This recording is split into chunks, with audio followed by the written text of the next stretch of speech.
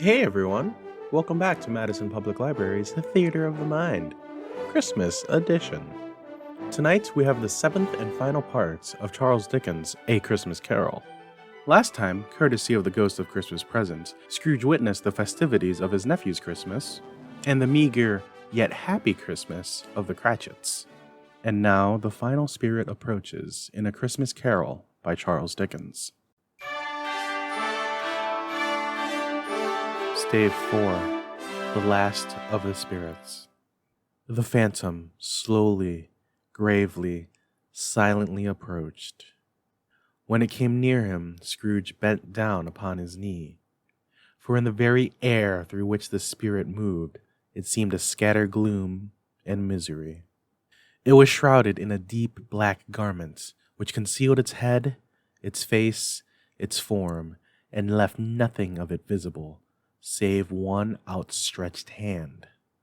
But for this, it would have been difficult to detach its figure from the night, and separate it from the darkness by which it was surrounded. He felt that it was tall and stately when it came beside him, and that its mysterious presence filled him with a solemn dread. He knew no more, for the spirit neither spoke nor moved. Am I in the presence of the ghost of Christmas yet to come? The spirit answered not, but pointed outward with its hand. You are about to show me shadows of the things that have not happened. But what will happen in time before us? Scrooge pursued. Is that so, spirit? The upper portion of the garment was contracted for an instant in its folds, as if the spirit inclined its head. That was the only answer he received. Although well used to ghostly company by this time, Scrooge feared the silent shape so much that his legs trembled beneath him, and he found that he could hardly stand when he prepared to follow it. The spirit paused a moment, as observing his condition and giving him time to recover. But Scrooge was all the worse for this. It thrilled him with a vague, uncertain horror to know that, behind the dusky shroud, there were ghostly eyes intensely fixed upon him, while he, though he stretched his own to the utmost, could see nothing but a spectral hand and one great heap of black. Ghost of the future, he exclaimed. I fear you more than any specter I have seen. But as I know your purpose is to do me good, and I hope to live to be another man from what I was, I'm prepared to bear your company, and do it with a thankful heart. Will you not speak to me? It gave him no reply. The hand was pointed straight before them. Lead on, said Scrooge. lead on. The night is waning fast, and it is precious time to me, I know. Lead on, spirit. The phantom moved away as it had come towards him. Scrooge followed in the shadow of its dress, which bore him up, he thought, and carried him along. They scarcely seemed to enter the city, for the city rather seemed to spring up about them, and encompass them of its own act. But there they were in the heart of it, on 'change amongst the merchants, who hurried up and down, and chinked their money in their pockets, and conversed in groups, and looked at their watches, and trifled thoughtfully with their great gold seals, and so forth, as Scrooge had often seen them. The spirit stopped beside one little knot of businessmen. Observing that the hand was pointed towards them, Scrooge advanced to listen to their talk. No, said a great fat man with a monstrous chin. I don't know much about it either way. I only know he's dead. When did he die? Inquired another. Last night, I believe. Why, what was the matter with him? Asked a third, taking a vast quantity of snuff out of a very large snuff-box. I thought he'd never die. God knows, said the first with a yawn. What has he done with his money? Asked a red-faced gentleman with a pendulous excrescence on the end of his nose that shook like the gills of a turkey cock. I haven't heard, said the man with the large chin, yawning again. Left it to his company, perhaps. He hasn't left it with me. That's all I know. This pleasantry was received with a general laugh. It's likely to be a very cheap funeral, Said the same speaker. for, upon my life, I don't know anybody going to it. Suppose we make up a party and volunteer? I don't mind going if a lunch is provided, Observed the gentleman with the excrescence on his nose. but I must be fed if I make one. Another laugh. Well, I am the most disinterested among you after all, Said the first speaker. for I never wear black gloves, and I never eat lunch. But I'll offer to go if anybody else will. When I come to think of it, I'm not at all sure I wasn't his most particular friend, for we used to stop and speak whenever we met. Bye-bye. Speakers and listeners strode away and mixed with other groups. Scrooge knew the men and looked towards the spirit for an explanation. The phantom glided on into a street. Its finger pointed to two persons meeting. Scrooge listened again, thinking that the explanation might lie here. He knew these men also. They were men of business, very wealthy and of great importance. He had made a point always of standing well in their esteem in a business point of view, that is, strictly in a business point of view. "How are you?" said one. How are you? Returned the other. Well, Said the first. old Scratch has got his own at last, hey? So I am told. Returned the second. Cold, isn't it? Seasonable for Christmas time. You're not a skater, I suppose. No, no. Something else to think of. Good morning. Not another word. That was their meeting, their conversation, and their parting. Scrooge was at first inclined to be surprised that the spirit should attach importance to conversations apparently so trivial, but feeling assured that they must have some hidden purpose, he set himself to consider what it was likely to be. They could scarcely be supposed to have any bearing on the death of Jacob, his old partner, for that was past, and this ghost province was the future. Nor could he think of any one immediately connected with himself to whom he could apply them. But nothing doubting that, to whomsoever they applied, they had some latent moral for his own improvements. He resolved to treasure up every word he heard, and everything he saw, and especially to observe the shadow of himself when it appeared. For he had an expectation that the conduct of his future self would give him the clue he missed, and would render the solution of these riddles easy. He looked about in that very place for his own image, but another man stood in his accustomed corner, and though the clock pointed to his usual time of day for being there, he saw no likeness of himself among the multitudes that poured in through the porch. It gave him little surprise, however, for he had been revolving in his mind a change of life, and thought and hoped he saw his newborn resolution carried out in this. Quiet and dark, beside him stood the phantom with its outstretched hand. When he roused himself from his thoughtful quest, he fancied, from the turn of the hand, and its situation in reference to himself, that the unseen eyes were looking at him keenly. It made him shudder and feel very cold. They left the busy scene and went into an obscure part of town where Scrooge had never penetrated before, although he recognized its situation and its bad repute. The ways were foul and narrow, the shop and houses wretched, the people half naked, drunken, slipshod, ugly. Alleys and archways, like so many cesspools, disgorged their offenses of smell and dirt, and life upon the straggling streets. And the whole quarter reeked with crime, with filth, and misery. Far in this den of infamous resort, there was a low-browed, beetling shop below a penthouse roof where iron, old rags, bottles, bones, and greasy offal were bought. Upon the floor within were piled up heaps of rusty keys, nails, chains, hinges, files, scales, weights, and refuse iron of all kinds. Secrets that few would like to scrutinize were bred and hidden in mountains of unseemly rags, masses of corrupted fat, and sepulchres of bones. Sitting in among the wares he dealt in, by a charcoal stove made of old bricks, was a gray-haired rascal, nearly 70 years of age, who had screened himself from the cold air without by a frowsy curtaining of miscellaneous tatters hung upon a line, and smoked his pipe in all the luxury of calm retirement. Scrooge and the Phantom came into presence of this man, just as a woman with a heavy bundle slunk into the shop. But she had scarcely entered when another woman, similarly laden, came in too, and she was closely followed by a man in faded black, who was no less startled by the sight of them than they had been upon the recognition of each other.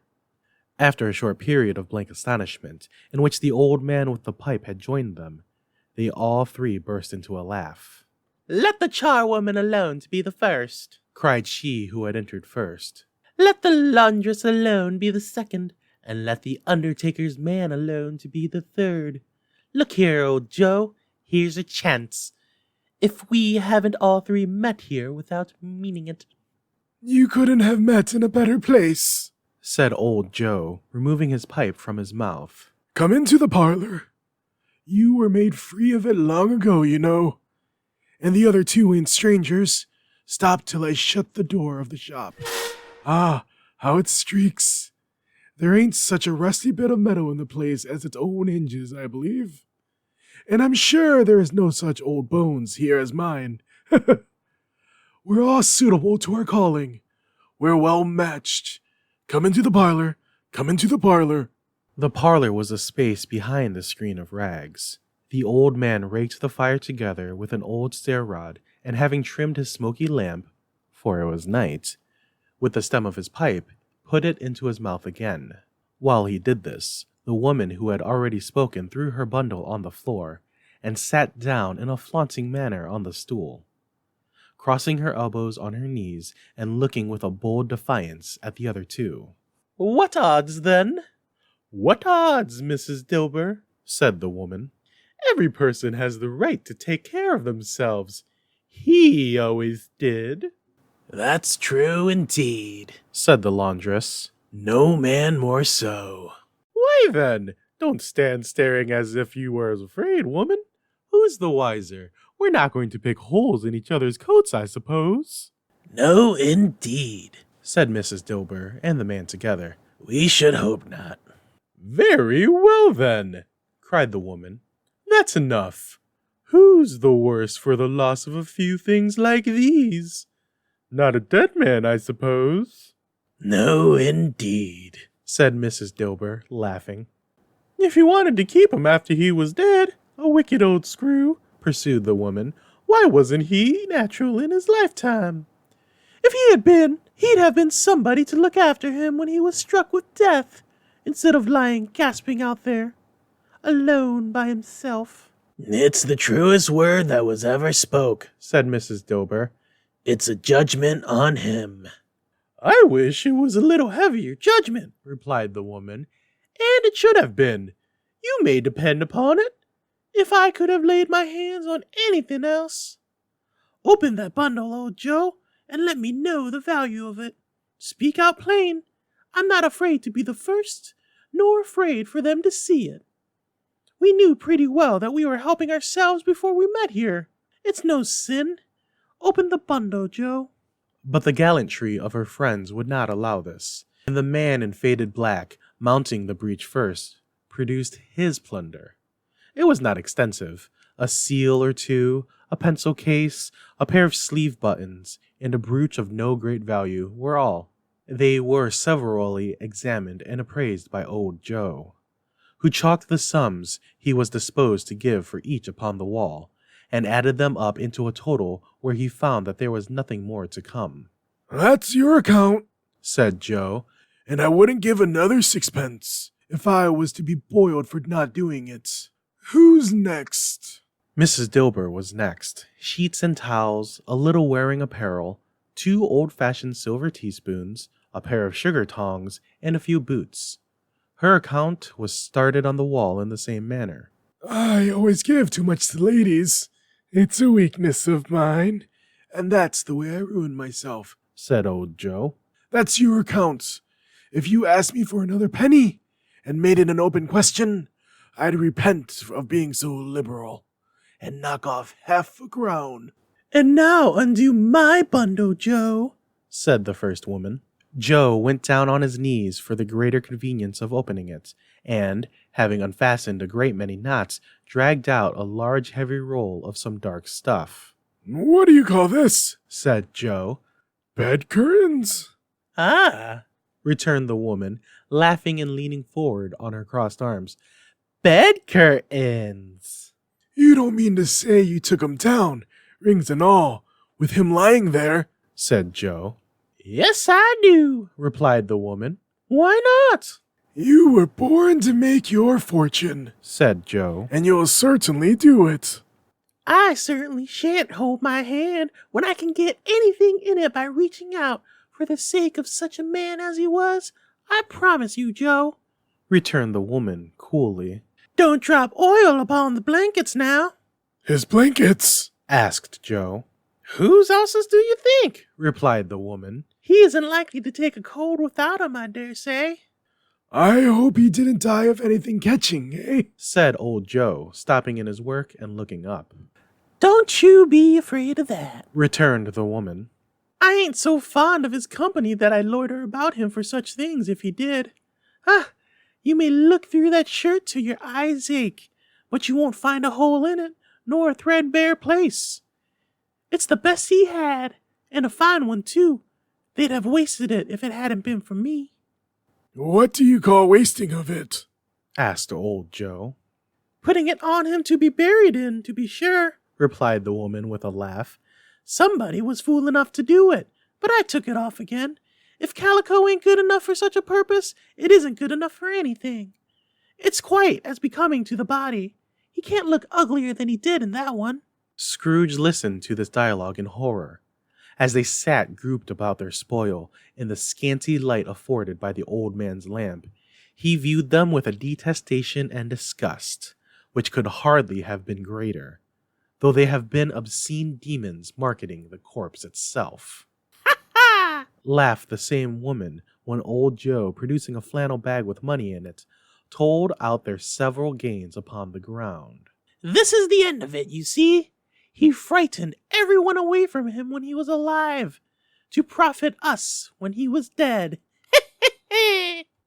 Spirit, Said Scrooge, shuddering from head to foot.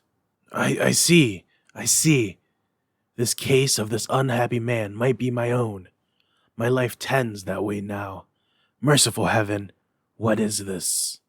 He recoiled in terror, for the scene had changed, and now he almost touched a bed, a bare, uncurtained bed, on which, beneath a ragged sheet, there lay a something covered up, which, though it was dumb, announced itself in awful language. The room was very dark, too dark to be observed with any accuracy, though Scrooge glanced round it in obedience to a secret impulse, anxious to know what kind of room it was. A pale light, rising in the outer air, fell straight upon the bed, and on it, plundered and bereft, unwatched, unwept, uncared for, was the body of this man. Scrooge glanced towards the phantom. Its steady hand was pointed to the head. The cover was so carelessly adjusted that the slightest raising of it, the motion of a finger upon Scrooge's part, would have disclosed the face. He thought of it, felt how easy it would be to do, and longed to do it. But he had no more power to withdraw the veil than to dismiss the spectre at his side. Oh, cold, cold, rigid, dreadful death!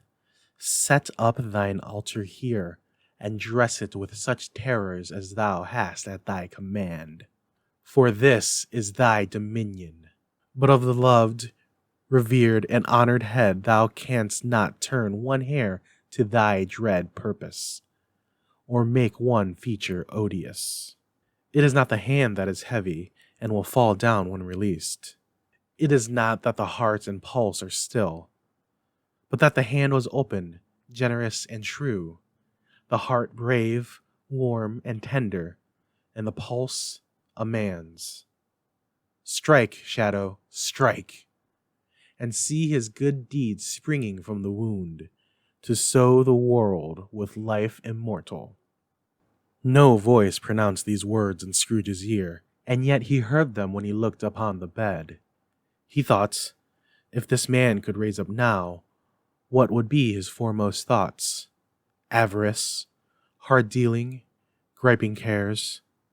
They have brought him to a rich end truly. He lay in the dark, empty house, with not a man, a woman, or a child to say he was kind to me in this or that. And for the memory of one kind word, I will be kind to him.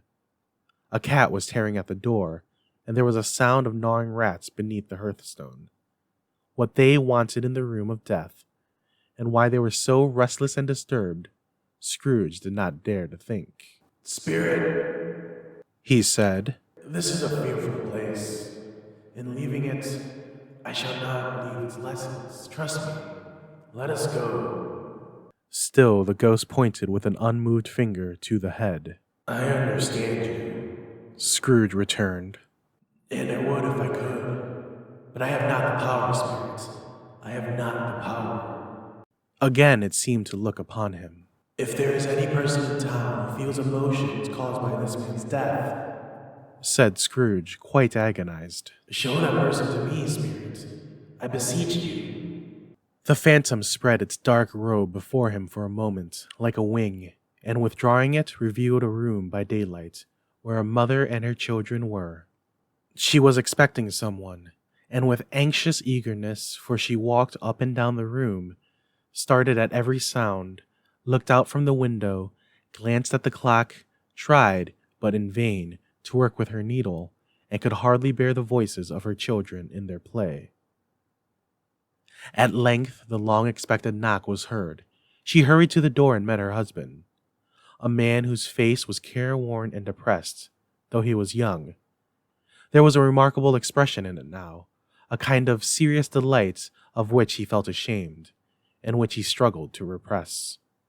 He sat down to the dinner that had been hoarding for him by the fire, and when she asked him faintly what news, which was not until after a long silence, he appeared embarrassed how to answer. "Is it good?" she said, "or bad?" to help him. "Bad," he answered. "We are quite ruined?" "No, there is hope yet, Carolyn." "If he relents," she said, amazed. "There is. Nothing is past hope, if such a miracle has happened." "He is past relenting," said her husband. "He is dead." She was a mild and patient creature, if her face spoke truth. But she was thankful in her soul to hear it, and she said so with clasped hands. She prayed forgiveness the next moment, and was sorry. But the first was the emotion of her heart. What the half-drunken woman, whom I told you of last night, said to me when I tried to see him and obtain a week's delay, and what I thought was a mere excuse to avoid me, turns out to have been quite true. He was not only very ill, but dying then. To whom will our debt be transferred? I don't know, but before that time we shall be ready with the money, and even though we were not, it would be bad fortune indeed to find so merciless a creditor in his successor. We may sleep tonight with light hearts, Carolyn. Yes, soften it as they would, their hearts were lighter. The children's faces, hushed and clustered round to hear what they so little understood, were brighter, and it was a happier house for this man's death. The only emotion that the ghost could show him, caused by the event, was one of pleasure. Let me see some tenderness connected with the death, Said Scrooge. or that dark chamber, Spirit, which we left just now, will be forever present to me. The ghost conducted him through several streets familiar to his feet, and as they went along, Scrooge looked here and there to find himself, but nowhere was he to be seen. They entered poor Bob Cratchit's house, the dwelling he had visited before, and found the mother and children seated round the fire. Quiet, very quiet. The noisy little Cratchits were as still as statues in one corner, and sat looking up at Peter, who had a book before him. The mother and her daughters were engaged in sewing, but surely they were very quiet. And he took the child and set him in the midst of them. Where had Scrooge heard those words? He had not dreamed them. The boy must have read them out as he and the spirit crossed the threshold. Why did he not go on? The mother laid her work upon the table and put her hand up to her face. The color hurts my eyes. The color? Ah, poor Tiny Tim. They're better now again, said Cratchit's wife. It makes them weak by candlelight. I wouldn't show weak eyes to your father when he comes home for the world. It must be near his time. Past it, rather, Peter answered, shutting up his book. But I think he has walked a little slower than he used. These last few evenings, Mother. They were very quiet again. At last she said, and in a steady, cheerful voice that only faltered once, I have known him walk with Tiny Tim upon his shoulders very fast indeed. And so have I, cried Peter. Often. And so have I, exclaimed another. So had all. But he was very light to carry, she resumed, intent upon her work. And his father loved him so that it was no trouble. And there is your father at the door. She hurried out to meet him, and little Bob in his comforter. He had need of it, poor fellow, came in. His tea was ready for him on the hob, and they all tried who should help him to it most. Then the two young Cratchits got upon his knees, and laid, each child, a little gentle cheek against his face, as if they said, Don't mind it, father. Don't be grieved. Bob was very cheerful with them, and spoke pleasantly to all the family. He looked at the work upon the table, and praised the industry and speed of Mrs. Cratchit and the girls. They would be done long before Sunday, he said. Sunday? You went today then, Robert? Said his wife. Yes, my dear, returned Bob.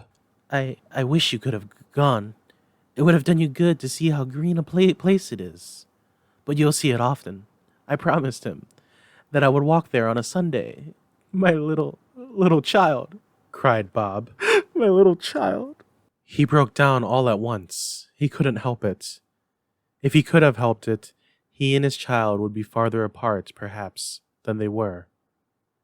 He left the room and went upstairs into the room above, which was lighted cheerfully and hung with Christmas. There was a chair set close beside the child, and there were signs of someone having been there lately. Poor Bob sat down in it, and when he had thought a little and composed himself, he kissed the little face. He was reconciled to what had happened, and went down again quite happy. They drew about the fire and talked, the girls and mother working still. Bob told them of the extraordinary kindness of Mr. Scrooge's nephew, whom he had scarcely seen but once, and who, meeting him in the street that day, and seeing that he looked a little, just a little down, said Bob, inquired what had happened to distress him. On which, said Bob, for he is the pleasantest spoken gentleman you had ever heard, I told him, I'm heartily sorry for it, Mr. Cratchit, he said, and heartily sorry for your good wife. By the by, how he ever knew that, I don't know. Knew what, my dear? Why, that you were a good wife, replied Bob. Everybody knows that, said Peter. Very well observed, my boy, cried Bob. I hope they do. Heartily sorry, he said, for your good wife. If I can be of service to you in any way, he said, giving me his card. That's where I live. Pray come to me. Now it wasn't, cried Bob, for the sake of anything he might be able to do for us, so much as for his kind way. That was quite delightful, if he really seemed as if he had known our Tiny Tim, and felt with us. I'm sure he is a good soul, said Mrs. Cratchit. You would be sure of it, my dear, returned Bob. If you saw and spoke to him, I shouldn't be at all surprised.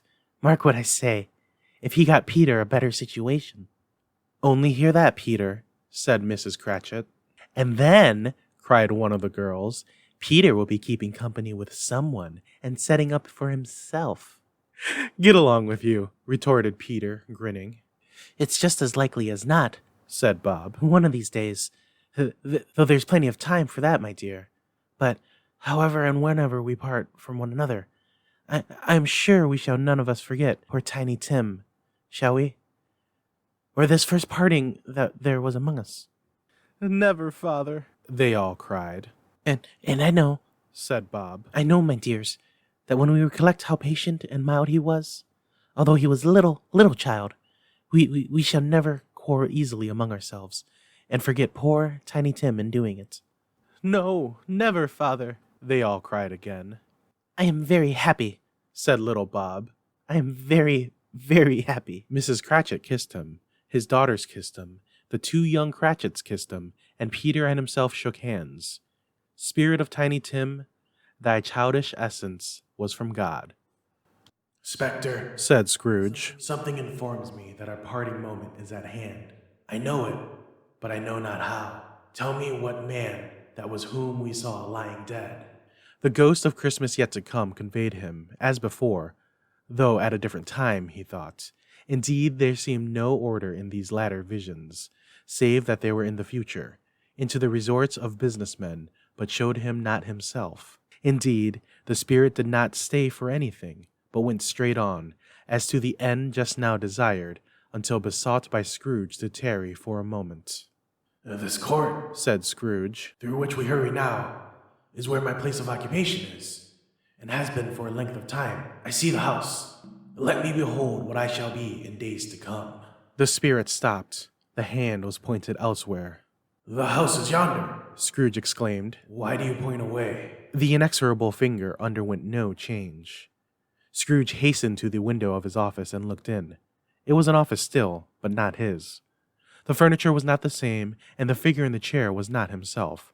The phantom pointed as before. He joined it again, and, wondering why and whither he had gone, accompanied it until they had reached an iron gate. He paused to look round before entering. A churchyard. Here, then, the wretched man, whose name he had now to learn, lay underneath the ground. It was a worthy place, walled in by houses, overrun by grass and weeds, the growth of vegetation's death, not life. Choked up with too much burying, fat with repleted appetite, a worthy place. The spirit stood among the graves and pointed down to one. He advanced towards it, trembling. The phantom was exactly as it had been, but he dreaded that he saw new meaning in its solemn shape. Before I draw nearer to that stone to which you point, Said Scrooge, answer me one question. Are these the shadow of things that will be, or are they shadows of things that may be only? Still, the ghost pointed downward to the grave by which it stood. Men's courses will foreshadow certain ends to which, if persevered in, they must lead. Said Scrooge. But if the courses be departed from, the ends will change. Say it is thus with what you show me. The spirit was immovable as ever. Scrooge crept towards it, trembling as he went, and following the finger, read upon the stone of the neglected grave his own name, Ebenezer Scrooge. Am I the man who lay upon the bed? He cried upon his knees. The finger pointed from the grave to him and back again. No, spirit. Oh, no, no. The finger was still there. Spirit, He cried, tight clutching at its robe. hear me. I am not the man I was. I would not be the man I must have been but for this intercourse. Why show me this, if I am past all hope? For the first time the hand appeared to shake. Good spirit, He pursued, as down upon the ground he fell before it. your nature intercedes for me and pities me. Assure me that I yet may change these shadows you have shown me by an altered life. The kind hand trembled. I will honor Christmas in my heart and try to keep it all the year. I will live in the past, the present, and the future.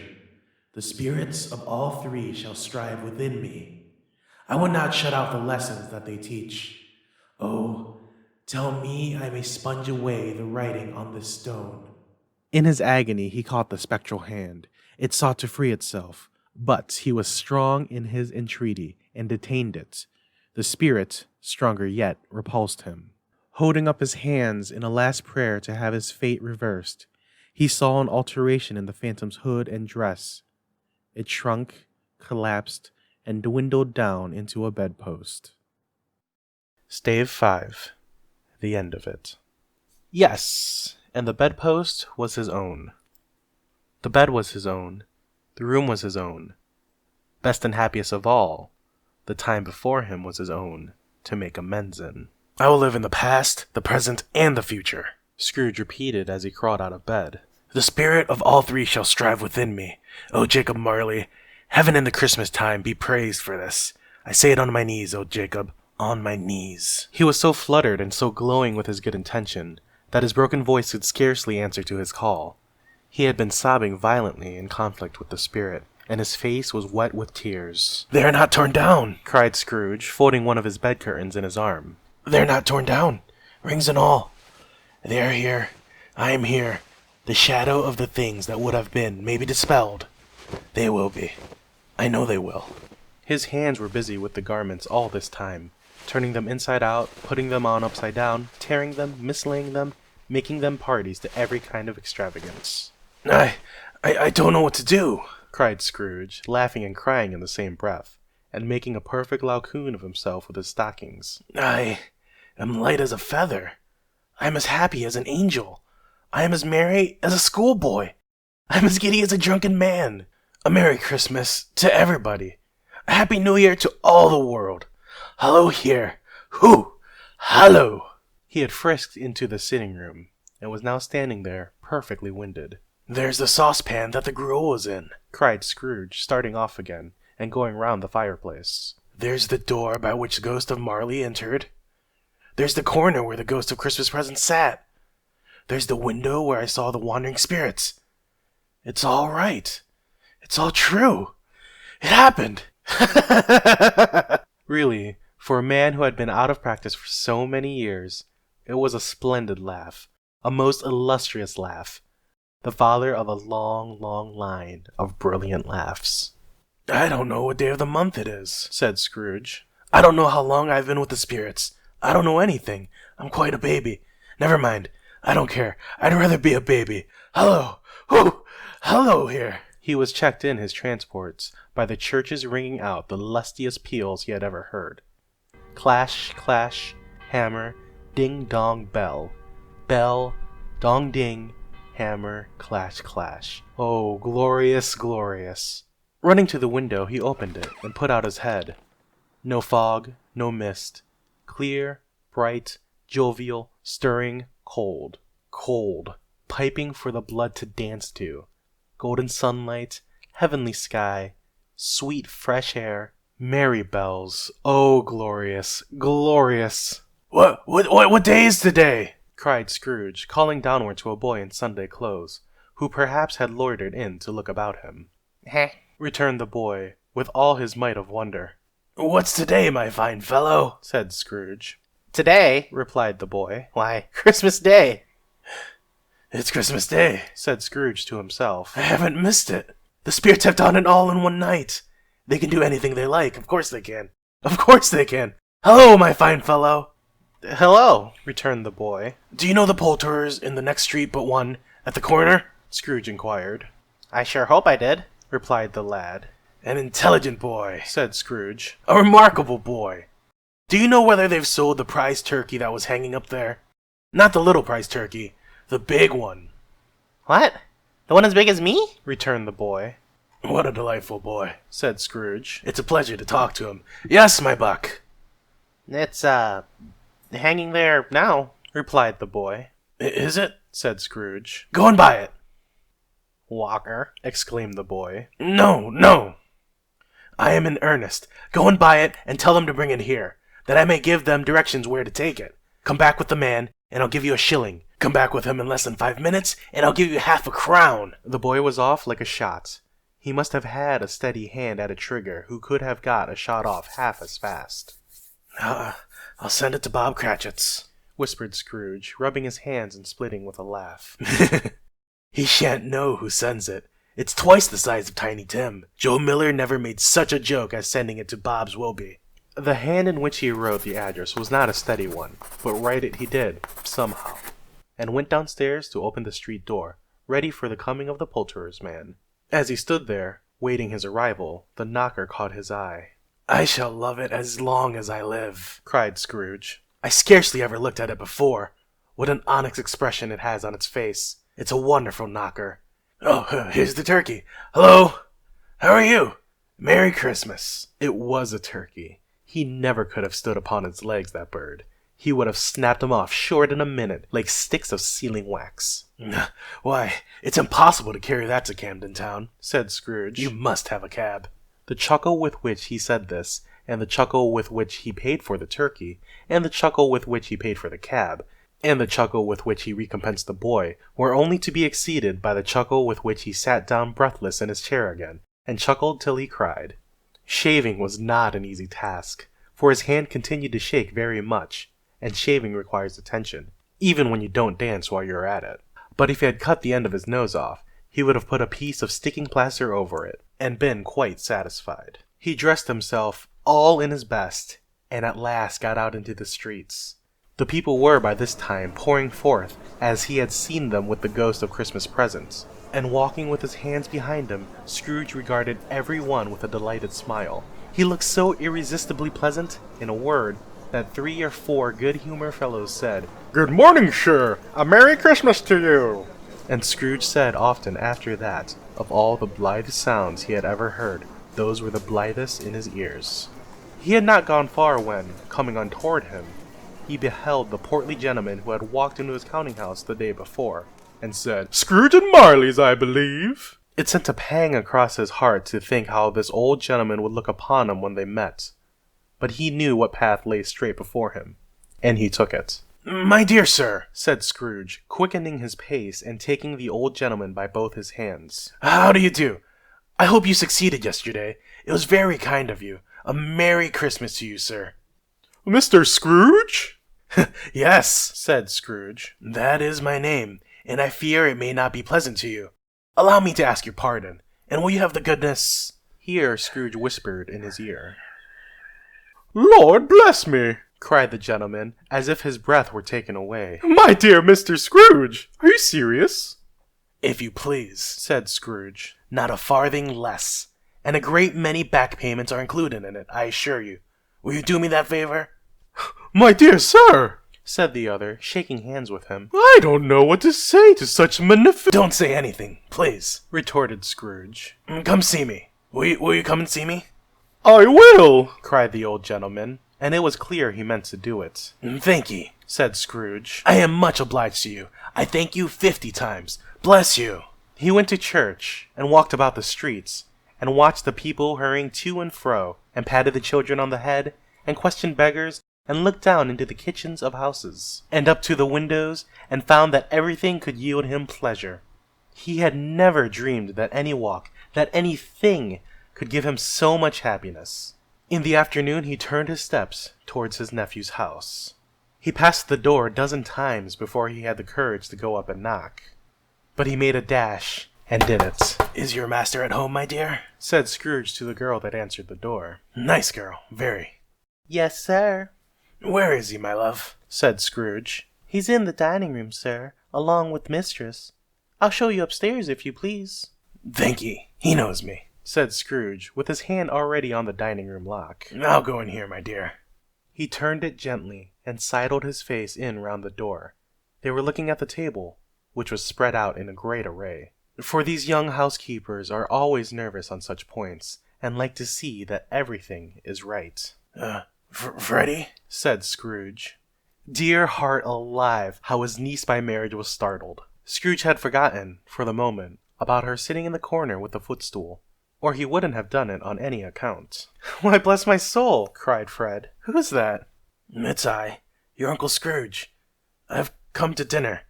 Will you let me in, Fred? Let him in. It is a mercy he didn't shake his arm off. He was at home in 5 minutes. Nothing could be heartier. His niece looked just the same.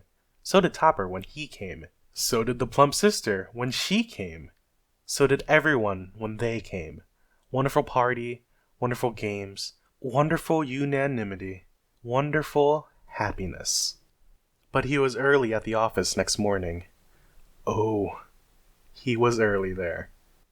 If he could only be there first, and catch Bob Cratchit coming late. That was the thing he had set his heart upon. And he did it. Yes, he did. The clock struck 9. No Bob. 1/4 past. No Bob. He was 18 minutes and a half behind his time. Scrooge sat with his door wide open, that he might see him come into the tank. His hat was off before he opened the door. His comforter, too. He was on his stool in a jiffy, driving away with his pens, as if he were trying to overtake 9 o'clock. "Hello," growled Scrooge, in his accustomed voice as near as he could feign it. "What do you mean by coming here at this time of day?" I'm very sorry, sir," said Bob. "I am behind my time." "You are," repeated Scrooge. "Yes, I think you are. Step this way, sir, if you please." It's only once a year, sir," pleaded Bob, appearing from the tank. It shall not be repeated. I was making rather merry yesterday, sir." "Now, I'll tell you what, my friend," said Scrooge. "I am not going to stand this sort of thing any longer, and therefore," he continued, leaping from his stool and giving Bob such a dig in the waistcoat that he staggered back into the tank again, "and therefore, I am about to raise your salary." Bob trembled and got a little nearer to the ruler. He had a momentary idea of knocking Scrooge down with it, holding him and calling to the people in the court for help, and a straight waistcoat. "A Merry Christmas, Bob," said Scrooge, with an earnestness that could not be mistaken, as he clapped him on the back. "A merrier Christmas, Bob, my good fellow, that I have given you for many a year. I'll raise your salary, and endeavor to assist your struggling family. And we will discuss your affairs this very afternoon, over a Christmas bowl of smoking bishop, Bob. Make up the fires and buy another coal scuttle before you dot another I, Bob Cratchit." Scrooge was better than his word. He did it all, and infinitely more. And to Tiny Tim, who did not die, he was a second father. He became as good as a friend, as good as a master, and as good as a man as the good old city knew, or any other good old city, town, or borough in the good old world. Some people laughed to see the alteration in him, but he let them laugh, and he little heeded them, for he was wise enough to know that nothing ever happened on this globe, for good, at which some people did not have their fill of laughter in the outset. And knowing that such as these would be blind anyway, he thought it quite as well that they should wrinkle up their eyes in grins as have the malady in less attractive forms. His own heart laughed, and that was quite enough for him. He had no further interaction with the spirits, but lived upon the total abstinence principle ever afterwards. And it was always said of him that he knew how to keep Christmas well, if any man alive possessed the knowledge. May that be truly said of us, and all of us. And so, as Tiny Tim observed, God bless us, every one. It has been an absolute pleasure reading to you Charles Dickens' A Christmas Carol. If you want to hear more stories from us, go ahead and like this video, leave a comment, and subscribe to our channel. You can keep up with the library's latest news on Facebook, Instagram, Pinterest, and Twitter. Merry Christmas. Merry Christmas! Merry Christmas. Merry Christmas, everyone.